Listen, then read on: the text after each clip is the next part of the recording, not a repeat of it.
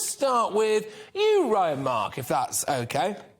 I think it's fair to say that you've had a relatively comfortable life. You work very hard, of course, don't get me wrong, a relatively comfortable life. Do you think people dislike you or maybe your relatives because they're jealous of your wealth? Honestly, yes. I feel like day to day, I meet a lot of people my age. I'm very young, 22. And I do find that it is people my age that tend to be opposed to the rich. And I don't get that. I don't get that mentality. I've always been determined.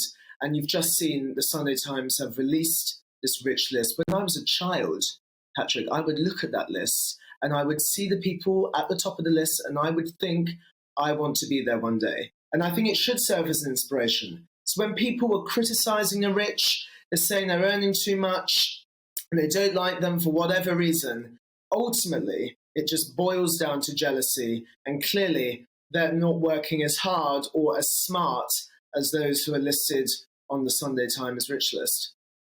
Steffi, I'll bring you in now. There's quite a lot to get stuck into there. Are you a jealous slacker, essentially, according to Ryan Mark? Yes. No. Our poor people in this country are earning their poverty right now. They're working long hours in, unfortunately, low-paid jobs. There's no slacking about it. The pay is not good enough and the opportunities aren't good enough right now. But there certainly is no slacking. Can I ask what you do? So I run an organisation called Punk Against Poverty, and we help people on the ground level with urgent essentials. We help families access school uniforms so their children can access education. We help with things like emergency clothing, stationery for kids, and we're also working on programmes which will help improve opportunities for young people to get employment and education to hopefully find better pathways out of poverty.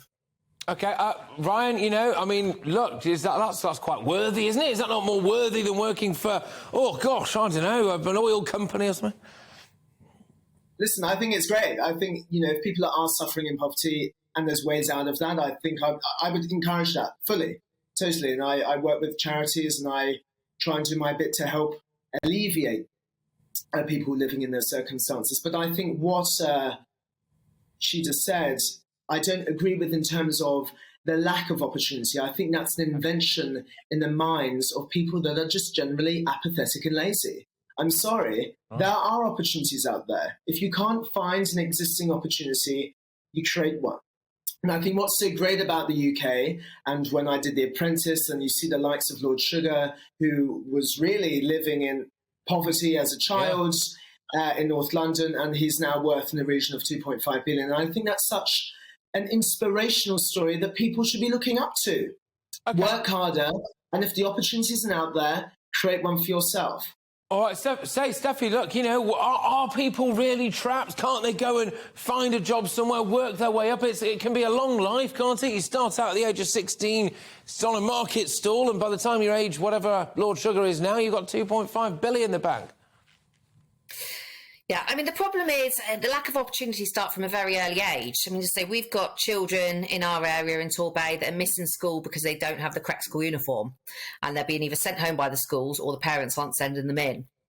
To expect kids to have limited education and then be able to just open up a world of opportunities, it's not realistic. It doesn't happen. You may get the one odd person who comes from poverty and does really well. It's not going to happen on the whole. And where we are as well, we're a seaside town. We don't have the opportunities. Can I just play? I'm just playing devil's advocate here, Steffi, absolutely, so just hear me out on this. You know, I get a lot of emails in. In fact, I've had a few in already, actually, right in front of me here, GBNews at gbnews.uk, saying, hey, you know what? If the parents drink, if the parents smoke, if they've got a car or some luxuries in life, then, you know, realistically, then that's money that could be going towards buying the kid a school uniform. How would you respond to that? But the parents aren't, you know, the families that we're dealing with are skipping meals to be able to get the school uniforms and things like that. You know, it's such a myth now and a perpetuated stereotype that, oh, it's all people and they're going out partying instead of looking after their kids and smoking and drinking. The families that we deal with aren't doing that. You know, that it's not an option, even if they wanted to. They can't afford it. They can't afford to feed themselves because they're trying to feed their kids. They certainly can't afford cigarettes or alcohol. OK, all right. And, Ryan, I mean, you've mentioned, obviously, some quite strong points. Say you're perfectly entitled to them. But are you concerned that we might start living in a society where people are going, we don't want any billionaires, where actually it almost sucks the ambition out of life? That's exactly what I'm worried about. Why are we sort of celebrating this attitude? I think it's disgusting. I'm so proud to come from this country because I think we're a country full of entrepreneurs, creative people. We celebrate and we champion innovation and business. Why are we coming up with 100 million excuses? It really boils my blood. Get off your backside and work. Honestly, I think it's a really simple solution. And yes, you can dictate a plethora of reasons why people can't earn enough money. But ultimately, like I said earlier, if you have the tenacity, the determination, and the willingness to get out there and make a success, it can happen. And I'm not interested in hearing excuses, honestly, because I think it just covers up laziness. That's what it is all about. And when it comes to people hating the rich, clearly there's something in their lives that they're lacking, and they're jealous when they see the likes of Rishi Sunak, who's very successful.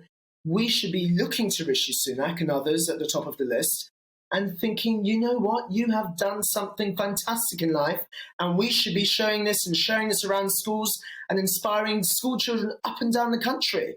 Why are we not doing this? All right. Steffi, I'll lob it back over to you. Do you actually hate the rich? No, not at all. Not at all. We can't hate the rich. We may have to eat them one day. But no, I don't hate the rich. I hate the systems that allow such inequality. Just in your opinion, honestly, and again, you know, you're going to get no pushback from me on this. My views are pretty clear, to be fair, Steffi. But do you think we just shouldn't have any billionaires? I think while we have people queuing for hours to get to food banks who are embarrassed to be doing that, I think the billionaires should certainly be the ones that are embarrassed, actually. And I would be very uncomfortable to be a billionaire right now while you have people who are... You'd be sat in a lovely chair. You'd be sat in a very nice chair, to be fair. Welcome to the GB News YouTube channel. You can watch us live 24 hours a day, catch up on your favourite shows and join in the conversation in the comments below. Don't forget to subscribe and you'll never miss any of our exclusive content.